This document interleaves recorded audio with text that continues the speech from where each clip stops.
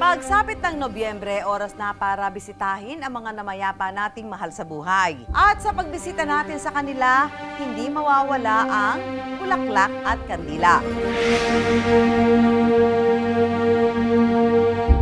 Pero alam niyo ba na ang mga kandila raw na ito ang naging susi sa dekadang kita ni Harriet?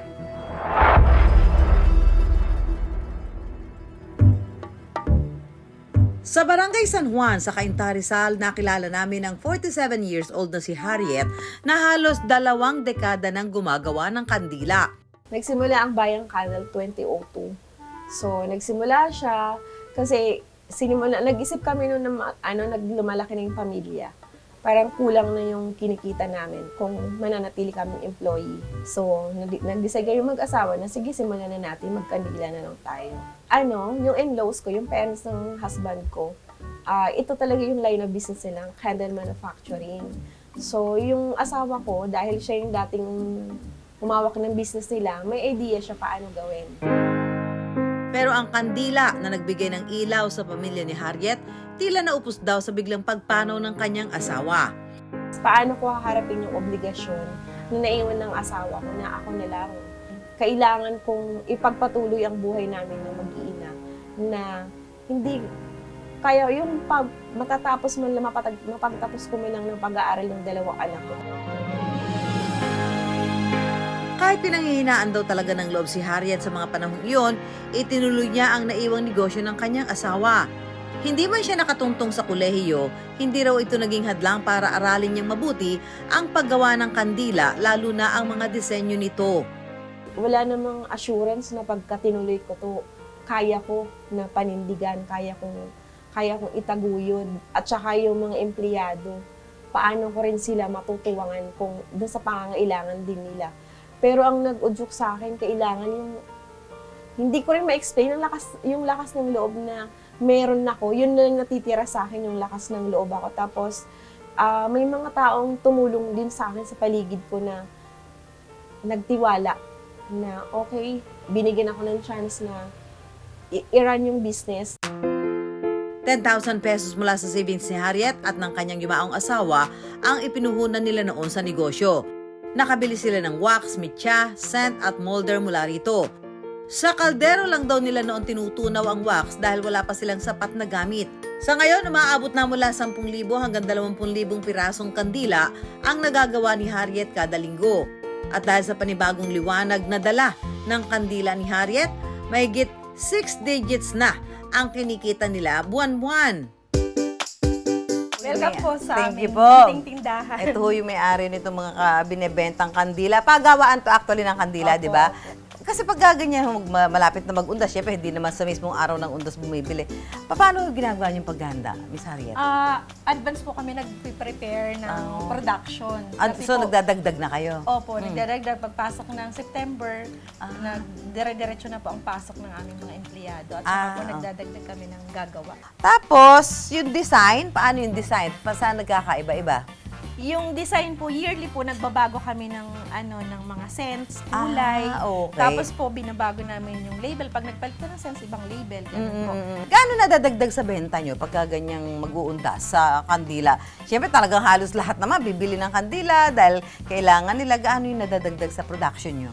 Sa production po, pagka ganitong panahon, nagta-times 10. Times sa 10? ordinaryong araw. Oh, talaga? Kasi po yung hindi naman kami nag-stock ng sobrang dami pa bago pa dumating ang undas. Pag malapit na po ang undas, doon kami nagpo-full blast. Okay, so ito naman Harriet, ito yung yung pang-araw-araw na gamit natin. Opo, at saka po yung mga ganito po, ang madalas na pang-araw-araw. Iba't Ito. ibang sizes po yan. Ang ordinary candles ni Harriet nagkakahalaga mula 4 hanggang 500 pesos, depende sa laki. Ang scented candles naman ay ibebenta nila ng 60 hanggang 300 pesos, habang ang kandila na may iba't ibang dekorasyon nagkakahalaga ng 50 hanggang 1,500 pesos ang bawat isang piraso. Meron din silang soy candles na maaaring mabili mula 75 hanggang 1,600 pesos kada piraso. Bestseller sa kanilang esperma candles at vigil candles. And wait, there's more dahil may bago silang collections, ang sand candles at gel candles. Ayan mga kapuso, curious na ba kayong malaman kung paano ginagawa ang kandila? Makakasama uli natin si Harriet para ipakita sa atin ang proseso ng paggawa ng kandila step by step bago nyo sila sindihan. Una munang tutunawin ng paraffin wax sa apoy. Okay, so eto na, napalitan na siya. Mainit na, ilan ang temperature nito? Mga nasa 50 degrees na lang po 50 yan. degrees. So ito yung mga pinaka-mitya Opo. ng gagawing kandila. Silulubog na ni Harriet. At syempre, hindi tayo pahuhuli. Susubukan ko rin yan. Hahayaan lang itong lumamig para kumapit ang wax, saka ilulubog ng maraming beses hanggang sa makuha ang gustong laki ng kandila. Eto na yung mga pwedeng maging resulta niya. Ito maliit. Opo. Ito yung smallest na, Yes. pinakamanipis. Yan. Matapos ang ilang beses ng paglulubog, susukatin mo lang yung nung kandila, Ayan. yung haba, and then, Tapos, puputulin po Puputulin mo yung na. kunyari 10 inches yung ganyan. ganun lang. So, ito po manual ginagawa natin. So, ito yung oo. kung walang machine, pwedeng ganito yung Manual lang. Yun, para lang naman kasi yung dulo, flat, ganyan, no? Kasi nga, itatayo mong ganyan yan, di ba? So, kung gusto niyo naman ho ng may kulay na kandila, kasi yung pinakita natin white, eto, pwede naman may kulay. At eto ho, kung paano kinukulayan yan. Sige, kuya, lubog. Ano din yung wax din? Opo. Wow, pink na siya. I think more than 20 years na akong bumibili dito ng kandila. First yung quality, tapos yung price, affordable talaga siya. 10 taon na ako bumibili dito sa ng Bayan Ken. Mas matibay, mas matagal at saka mura. Naupos man noon si Harriet dahil sa mga pinagdaanan niya sa buhay, muli siyang nagpatuloy dahil na rin sa pangangailangan ng mga taong umaasa sa kanya, gaya ng kanyang mga reseller. At para sa mga nais magsimula ng mga negosyo, narito ang mga tips ni Harriet. Una, dun sa timing ng panahon, gusto nyo magtinda ng kandila or mag-produce ng kandila, the perfect timing pa para magbenta. Tip number 2, tingnan nyo yung puhunan na hawak ninyo kung saan aabot at ano yung paraan para yung puhunan na hawak is mapabilis na umikot. Pag pumunta ka sa isang manufacturer, tingnan mo tatanungin mo, ano yung pinakamabentang produkto ninyo na maganda ang quality. Sa tip number 3, yung quality ng ibibenta ninyo, pipiliin ninyo kasi yun yung magiging mukha ninyo kung paano nyo ibibenta yung produkto. Tip number 4, planuhin nyo na kung ano yung gusto nyo gawin. At yung kinita, as much as possible, paikutin para lumaki. Isa si May sa seasonal resellers ni Harriet o yung mga nagbebenta ng kandila tuwing may okasyon katulad ng undas. Nag-resell ako ng 2008. Nag-start to kasi ginagamit namin siya pagka All Saints Day. Na-try ko na itinda ko kaya siya kung mag-click ba siya or ano. Nag-okay naman po siya hanggang sa tumagal. Online lang daw siya nagtitinda dahil mas marami ang nakakakita ng kanyang mga paninda. Nakakatulong siya sa amin kasi may dagdag income para sa amin. Nakakaraos kami sa panggastusin namin sa araw-araw at saka sa mga ibang na tutulungan kami sa pagbebenta nitong product ng Bayang Kendall. Aabot sa 30,000 pesos ang kinikita ni May kada season.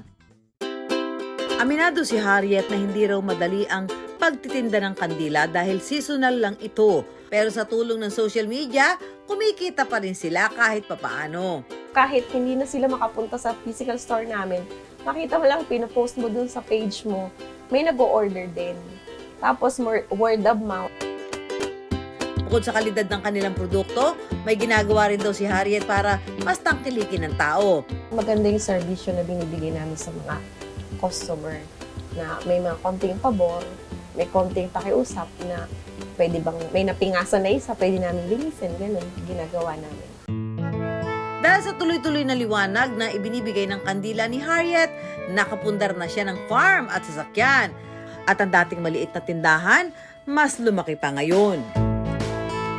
Mahalin mo yung craft na sinimulan mo. Hindi ka lang basta magbibenta. Masaya ba yung mga consumer? Masaya ba yung mga customer namin sa produktong nilalabas namin? Kasi yung kinikita mo naman, papasok na lang yun ng pusa kapag ka maganda talaga at minahal mo yung negosyo na itinayo.